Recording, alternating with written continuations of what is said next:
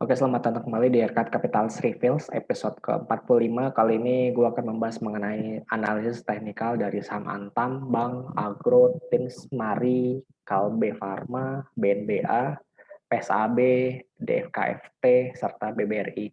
Mudah-mudahan gak ada yang terlewat ya, seperti Rakyat Kapitalis episode reguler yang kemarin itu gue agak terlewat dari saham Pegas. Mohon maaf sebelumnya, di covernya sempat ada, terus ternyata di pembahasan nggak ada. Mudah-mudahan kali ini gue nggak ada yang terlewat untuk analis dari 10 saham teknikal ini. Dari mana gue dapat dari 10 saham teknikal ini? Ini 10 saham yang paling aktif secara frekuensi di hari Jumat yang lalu. Ada Antam, Bank, Agro, Tins, Mari, Kalbe Farma, BNBA, PSAB, DFKFT, dan yang terakhir adalah Bank Rakyat Indonesia atau BRI. Langsung aja kita mulai terlebih dahulu dari Antam ya. Nah, kalau kita lihat dari Antam di sini masih sebenarnya udah kita bahas ya di awal minggu yang lalu. Ini saham Antam sebenarnya masih bergerak bullish kalau kita bisa bilang di sini. Dan kalau kita tarik untuk Fibonacci-nya, sebenarnya ya masih tetap sama ya. Antam ini masih bergerak di kisaran Fibonacci di 061,8 sampai 0,55 atau 51%. Jadi masih bergerak di area situ ya. Kalau kita lihat di sini, nah ini pergerakannya masih di kisaran sini. Jadi masih belum terlalu lepas untuk pergerakan dari saham dari Antam ini. Dan kuncinya adalah melewati di level harga 2.940 kalau menurut gue di sini.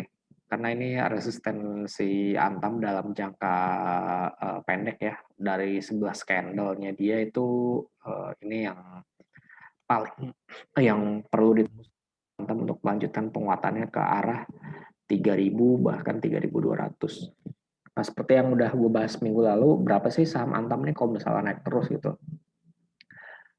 Jadi kalau misalnya saham Antam ini naik terus, berpotensi menuju ke level harga di 4.267 ya, 4.300-an lah kira-kira. Jadi itu kira-kira level yang bisa ditembus oleh si saham Antam ini sendiri. Untuk apa? Untuk sementara ini belum ada isu ya sementara. Kalau misalnya masih bertahan di supportnya di 2640, maka saham Antam masih it's okay lah karena range masih kisaran harga segitu. Cuman yang perlu diwaspadai apabila si saham Antam ini keluar dari 2640-nya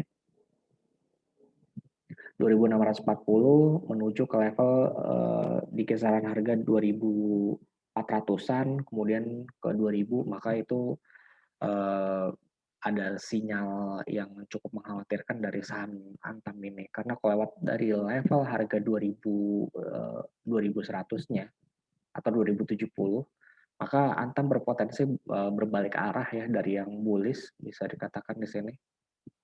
Ini adalah level bullish-nya. Kemudian kalau misalnya dia gagal bertahan di area 2080, maka berpotensi pembalikan arah. Baik, untuk saham selanjutnya adalah saham bank.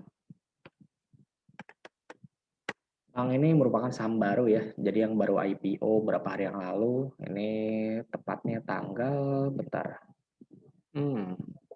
kurang bisa dapat datanya. Sorry, tanggal 1 Februari yang lalu ya. Jadi saham bank ini baru listing 1 Februari yang lalu dan sahamnya terus naik signifikan dari sejak IPO sampai dengan hari Jumat yang lalu dan sekarang membentuk doji ya. Jadi pembentuk doji di sini dan ini kalau misalnya secara teori teknikal ya kemungkinan besar ada potensi pembalikan arah.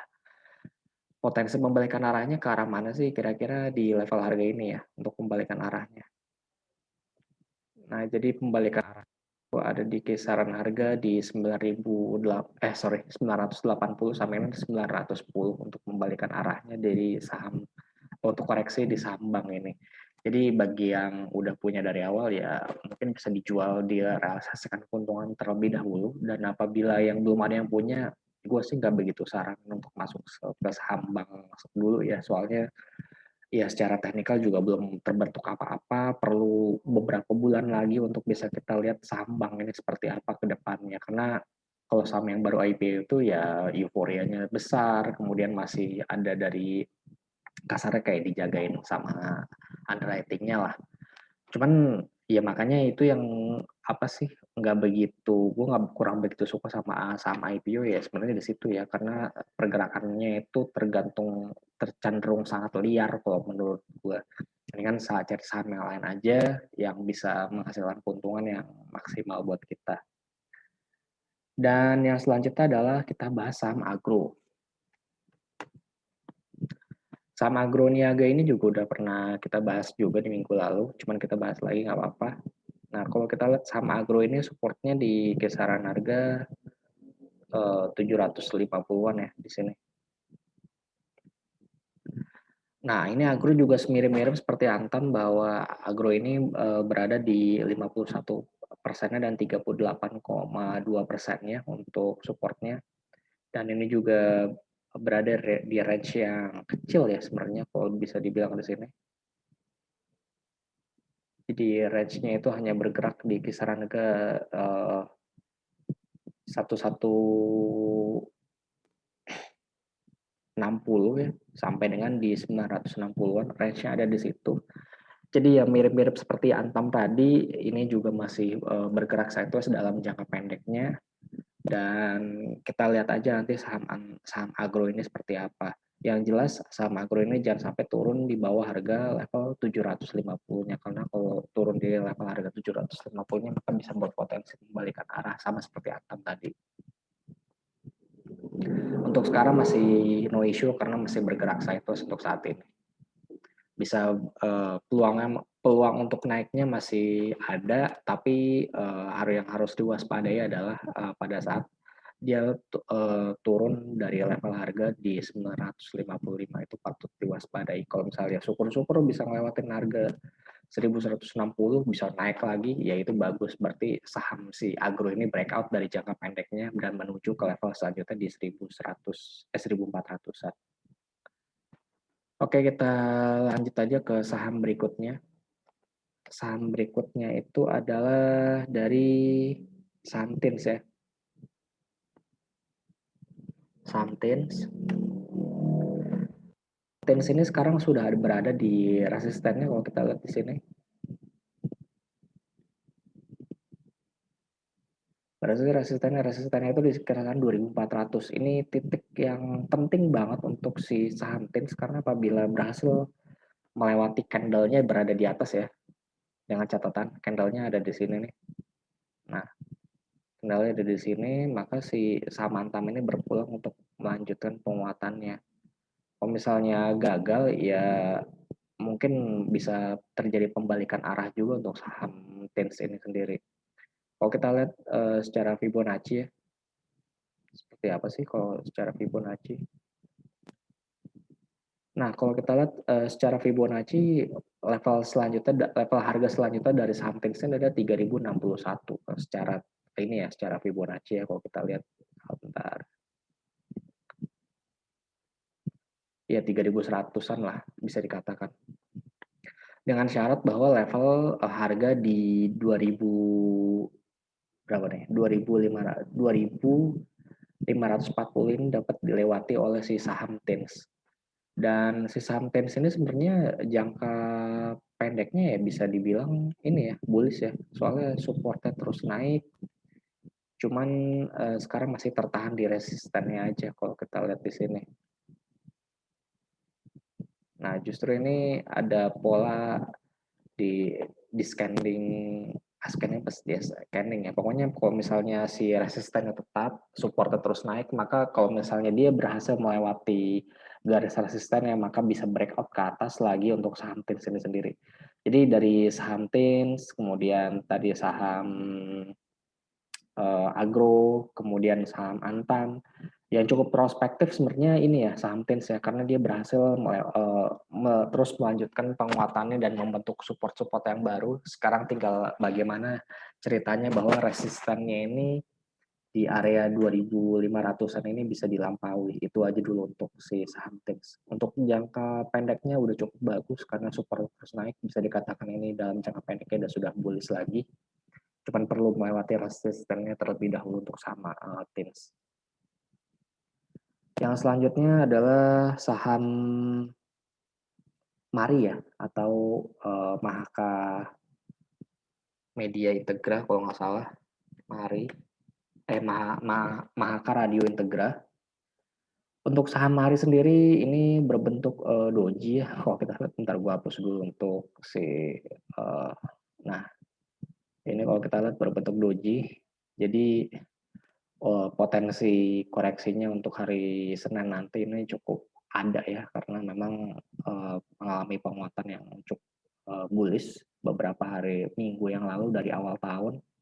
Dan kalau kita lihat Fibonacci-nya, bentar, dari swing track, sorry, dari ini aja, support yang di sini aja ya. Nah itu targetnya di 2.260 untuk saham Mari, cuman ada cumannya nih. Saham Mahaka Radio ini kan naiknya cukup signifikan ya, tapi berpotensi untuk turunnya juga lumayan cepat.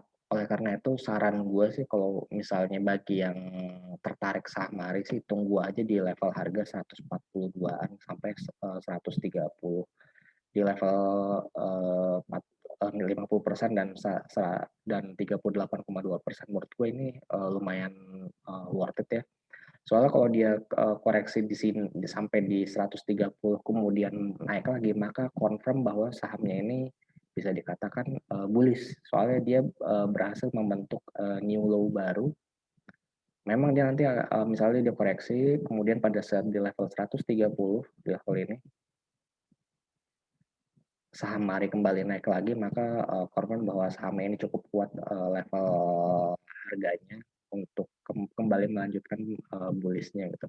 Cuman kalau misalnya lewat dari saham hari ini turun lebih dari 130, bisa 120 atau 114 bahkan 89 lagi, maka jangan diperhatikan dulu untuk saham hari. Yang penting ini di 130 sih kalau menurut gue. Ini penting banget kalau misalnya dia mantul di sini, maka berpotensi untuk lanjut naik lagi untuk saham hari. Sekali lagi ini secara teknikal ya, bukan secara fundamental, karena secara fundamental pasti akan berbeda sekali dengan teknikalnya. Selanjutnya kita bahas saham KLBF atau KLB Pharma. Saham KLB Pharma ini sebenarnya super sideways ya kalau kita lihat di sini. Sahamnya nggak kemana-mana. Ini pasti sangat tidak disukai oleh para trader ya. Kalau misalnya kita lihat di sini. Dan sahamnya si Kalbe Pharma ini ya di sini-sini aja gitu, bukan yang kayak gini gimana. Paling pun kalau misalnya si saham Kalbe Pharma melewati resistennya di kisaran harga 1.585, paling ke 1.700, habis itu turun lagi. Jadi kalau gue pribadi sih gue nggak terlalu tertarik ya sama saham Kalbe Pharma, kecuali kalau misalnya IHSG mengalami penurunan yang cukup signifikan, maka si saham Kalbe Pharma ini bisa layak untuk dipertimbangkan.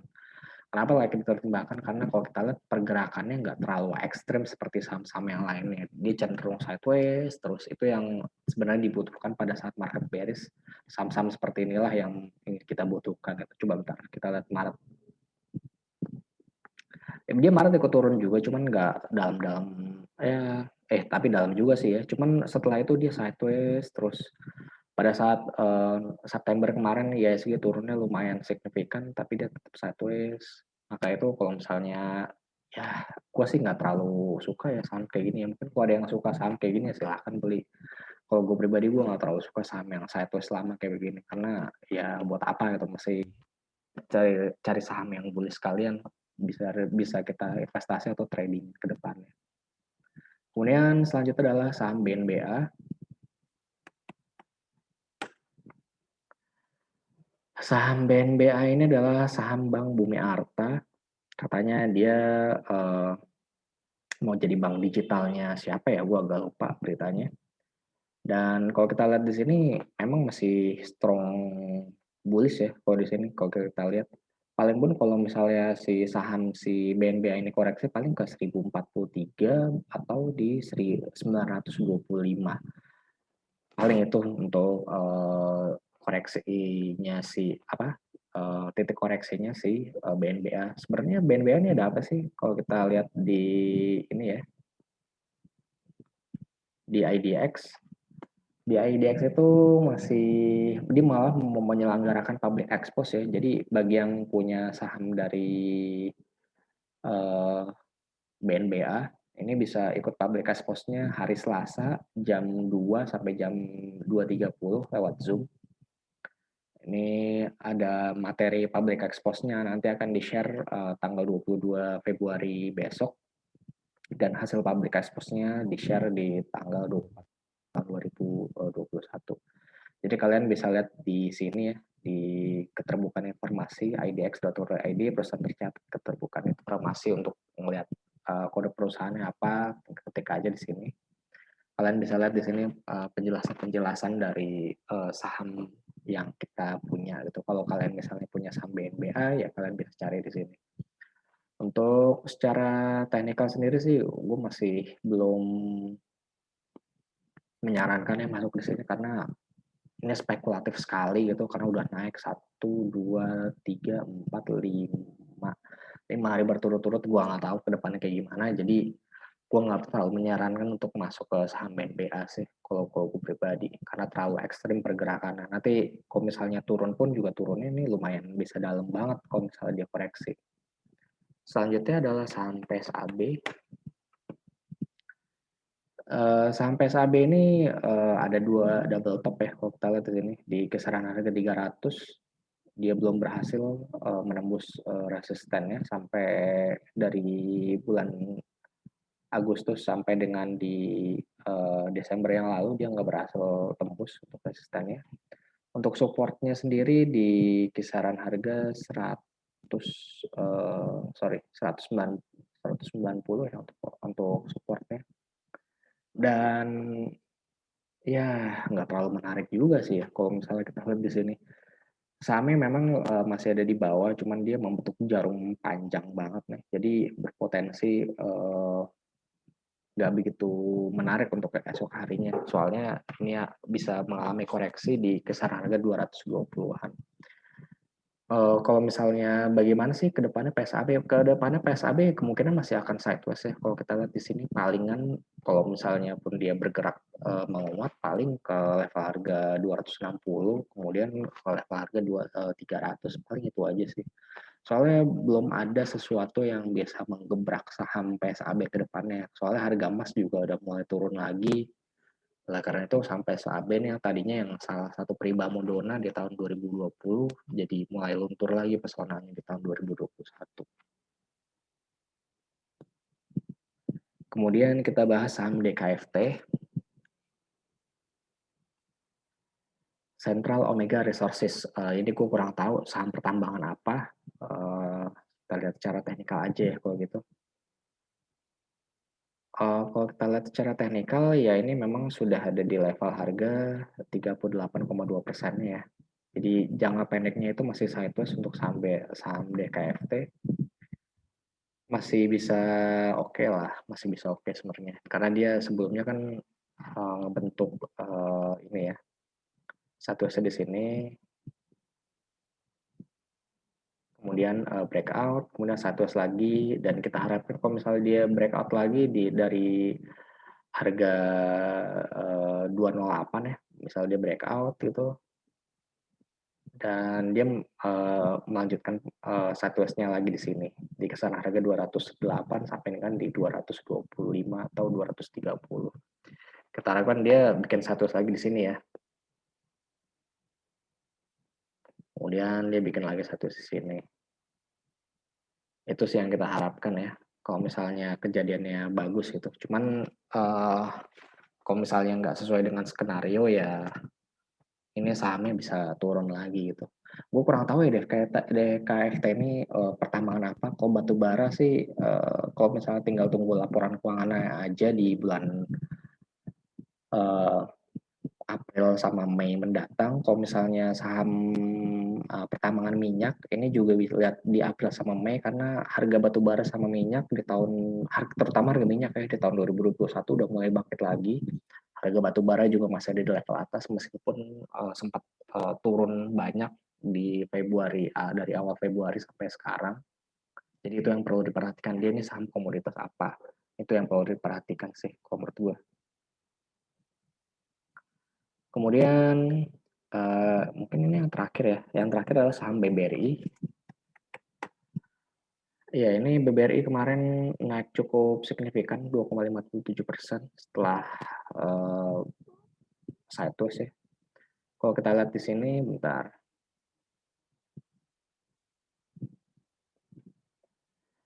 BRI ini swing terakhirnya di 3970 kira-kira. Kalau misalnya dia lanjut menaikannya di 5570 atau ya 5600-an ya untuk saham dari BBRI ini.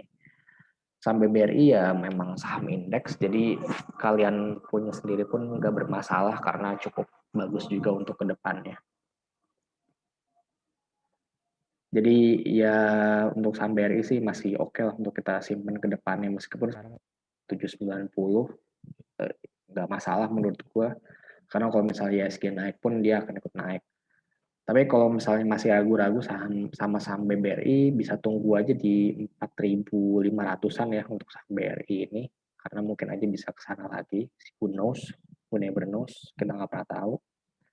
Dia ini satu di sini, kemudian dia ada satu lagi di sini. Kita nggak pernah tahu. Jadi siap-siap aja untuk saham BRI. Bagi yang udah punya ya boleh di hold atau mau nambah lagi ya silahkan.